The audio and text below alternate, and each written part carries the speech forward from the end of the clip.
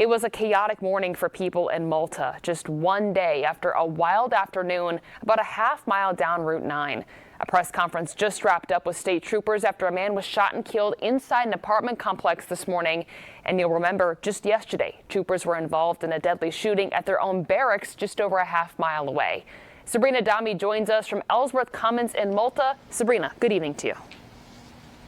Hi, Rachel. Good evening to you. This is the scene of the most recent police-involved deadly shooting here. This is Ellsworth Commons Apartments, and right behind us, you can see the crime scene tape still up. You can see state police still stationed here. It was around 9 o'clock this morning when police say a man named Brandon Moore pulled a gun out after barricading himself inside a unit, then pulled a gun out and pointed it at troopers and deputies, and that's when state police tell us they opened fire, killing Mr. Moore. They said this all started as a domestic dispute that escalated, and police came to the scene after calls for help were made. After the shooting, it was learned that the sprinkler system was set off, causing water damage to 75 units here in Building 2 of Ellsworth Commons. So the people here in this complex cannot return home to their building here in Ellsworth Commons in Building 2 tonight. Dan Levy was at the state police press conference as police updated us just a short time ago. He joins us live right now from Wilton, State Police Wilton, where that update just took place. Dan, good evening to you.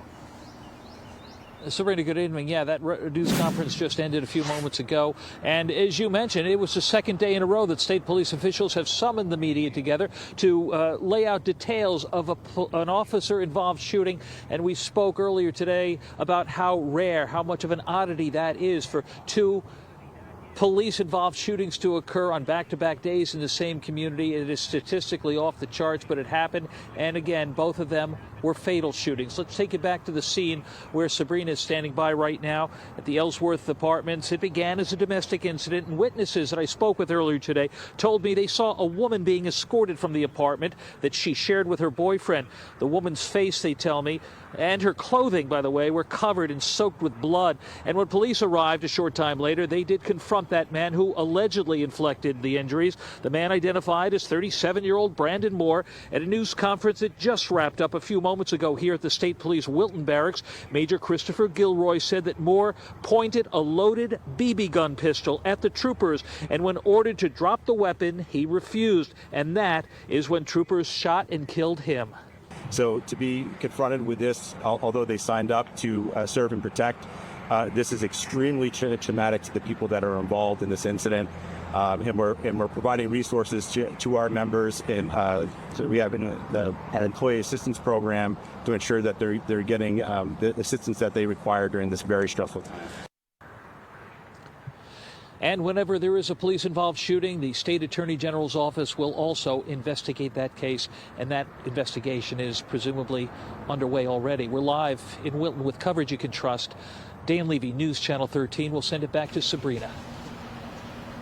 Dan, thank you very much. Today's incident follows a separate police officer-involved shooting at the State Police Barracks right down the road from the Ellsworth Commons Apartments here, just about a half-mile down the road. The two locations are a half-mile apart from each other. Both Ellsworth and the State Police Barracks are situated on a generally busy stretch of Route 9, right near the roundabout by the gazebo, the Shops of Malta, the Parade Ground Village, the Price Chopper Plaza. This is an uncommon part of Saratoga County for something like this to happen.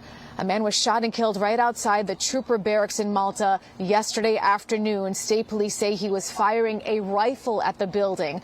That man has been identified as 69-year-old David Levine. Troopers say he pointed the long gun at them, and that's when they fired. Police are still investigating that separate incident. Tessa Bentulin will join us live here at 5:30 with what she has learned as she has been gathering new details on that incident today.